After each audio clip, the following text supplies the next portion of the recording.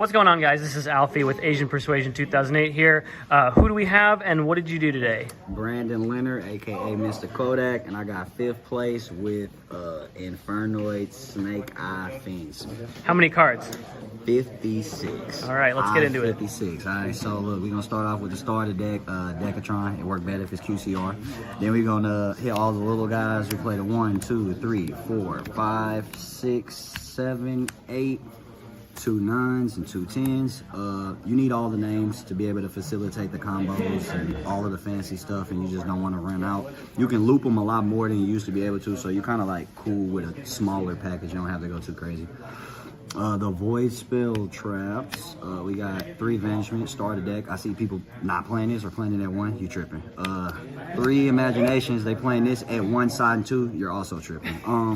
Void Seer at 1. Old School Feast at 1. All right, so this is way better now because you can fuse 2 bricks out of your hand into potentially game. So siding it out is just bad. You either gonna break their board going second or make your board going first. So it's like really good. The Void Seer is really good because it just protects you against anything, banishes to protect against everything. I've saved my entire field from a Regeki twice today because I sent this off Feast during their turn and they didn't pay attention. It was like insane. The Snake Eye portion, 3 Ash, 1 Oak, 1 Popular, 1 Flame Bridge, 1 Diabell Star. Just really the starters to consistently get into your Infernoid Decatron and be able to like loop your guys and just get a lot of recursion, a lot of pluses. The Wanted package. This is a must play, bro. I was just talking about that. Every time I side this card out, I lose. They play a bow and I'll be like, oh, and then they just be like, well, I guess I lose now. You kind of do. The 3 Bonfires is obviously a must. And they deal with the Hot King Caesar too. Like this and the Hot King Caesars is like really insane. These, I don't even need to get into why these are insane, but they are. That is also insane. Yeah. The 1 rollback, because if they do stop your hand loop combo or just your combo in general, instead of going into Caesar, you can go rank 6 into Beatrice, Foolish This, and send Feast and still get the Feast anyway. So it's like no matter what, you're just in there.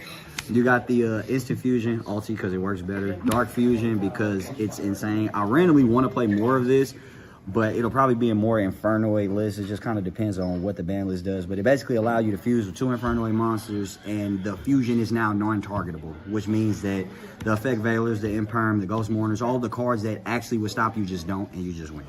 The 1 Rekindling, because Popular is 200 defense, Oak is 200 defense, Decatron is 200 defense. I don't think I need to get into more of that. This is really good. I ain't gonna lie to you, I have not used it once today, but it's more so the recursion to put everything that is banished back. So it just allows you to discard, see more cards, banish, and get all your resources back. This is by far one of the best cards, bro, and it's so slept on. It adds any banished Infernoid back to your hand or summon one from your hand ignoring conditions. Bro, I summoned so many things from my hand ignoring condition or added Decatron back and normal summoned it today. It was insane. Like, I'm going to bump that to 2. Monster Gate, because I don't care. I'm not taking it out. Reasoning, I'm also not taking it out. I don't care. 1 for 1. Collector Record, it worked better. And 3 droplets. Yeah, it's, yeah, just efficient, clean, and it just gets you there.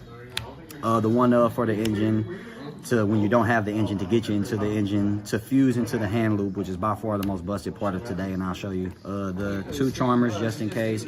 The 1 Prometheus, SP, the 1 Flood, which is the fucking MVP, bro. This is like literally negate summons.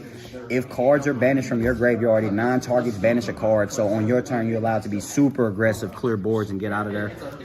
Yeah, it's just really good, bro. And then the Beatrice, to facilitate the transaction rollback if I need it. Hot King Caesar, because if I'm not going rollback, I'm ending on Caesar. Proxy F Magician, which I need to get Collector, 25th Century, last $13 before y'all see this.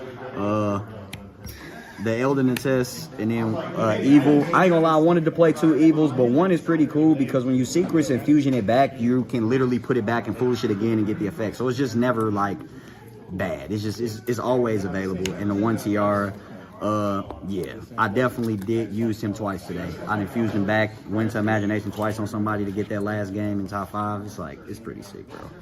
And the sides, Lightning Storm, 1, ulti because it works better. You know, Twin Twisters, ulti because they work better.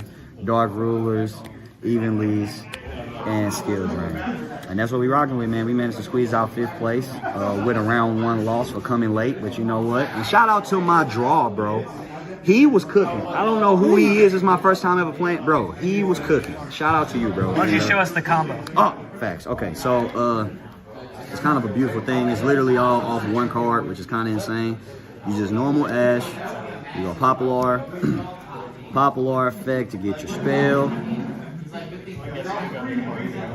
Bear with me. Spell, send Popular from deck. And you'll go Decatron. Once you go Decatron, Foolish, special back.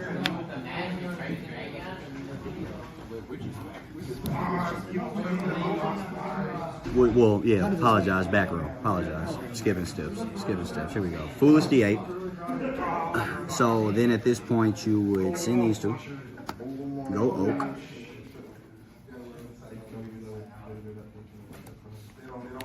Oak effect. Bring anybody back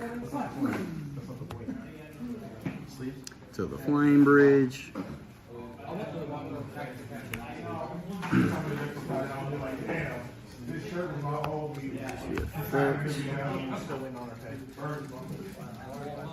Just went to the proxy.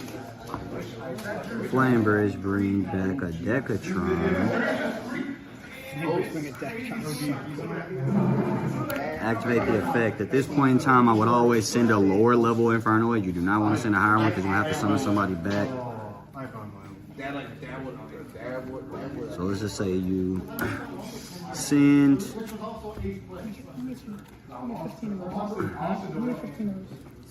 So at this point in time, this is just, you're playing Infernoid. So I did this off 1 card. It's technically 1.5. You would need any Infernoid to banish. So you would either have one of the little ones in your hand or be able to summon 2. So you would banish either 1 from your hand. So just for sake of combo, I'll banish 1 from hand or 1 meal.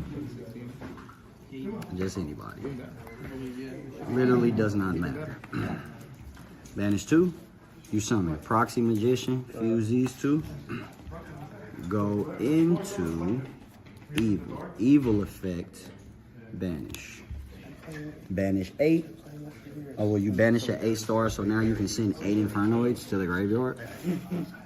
So you send 1, 2, 3, 4, 5, 6, 7, 8. You always make sure you send your 6 star.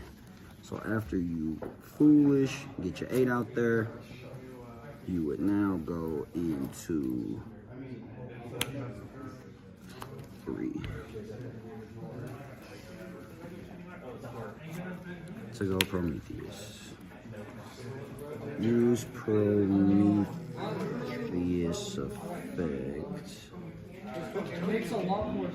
to bring back, at that point, let's just say you can revive anybody. I mean, Decatron to get an extra dump would never hurt. So you're just Decatron, revive, Foolish another body, anybody. I'm not sure if the game's doing coverage this week. Foolish. And this is on the field, right? Yep, still on the field. You're Foolish. Going to these guys. You banish anybody from grave. So this is where you would just banish your preferably names of which you run multiple copies of. So you can banish 1 Decatron because you already have Decatron, or Anoku Devi because you play multiple Anoku Devi. But that's basically the gist of where you go. So you banish a Decatron, and we'll just banish 2 Decatrons. Scratch it. 2 Decatrons, summon back. Summon your 6 just to make sure you just keep it from being banished. So now, you got your graveyard set up. You got everything you need. So you would literally go link to go into mood. Pitch.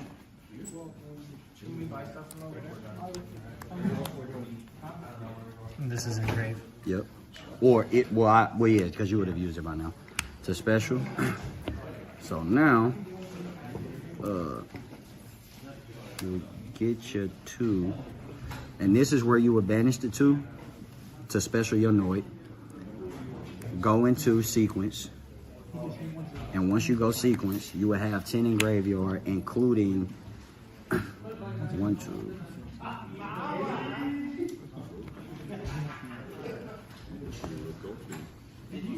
1, 2, 3, 4, 5. These are.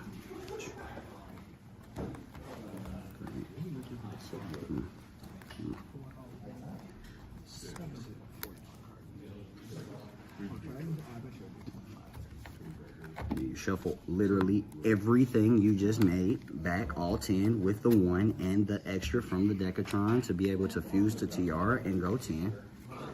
Activate TR's ability. So at this point, actually, once you link off the void, and I actually skipped a step. Once you link off the void, you get to add a void spell trap, and that's when you would play to add your feast. So you would literally be able to add feast, hand loop your opponent, then link into the remaining board to just go Caesar and make sure your opponent just not. Once you lose 10, and then I can either go feast or have 3 or 4 negates because you shuffle back all your Infernoids engraved, put your banish back, and then mill 3 from extra. So that allows you to send your fusion again. So you literally have 6 Infernoids engraved, 3 on board, a flood, which is a negate, a rank 6, and your guy to revive engraved. It's just like way too much pressure, bro. And the fact that every time you fuse, you can just put them back, and you can also use the sequence to fuse into this to like facilitate it. It's just no way you don't. Yeah, and like I said, it's very, very resilient. A lot better than what I thought it would be, to be completely honest. And the DD Crows from the Infernoids kind of hold everything else just down. So it worked out really well. Well, congratulations on your 5th place regional top. Appreciate that, bro. Appreciate you guys recording, and I hope y'all have as much fun and success as I had, bro.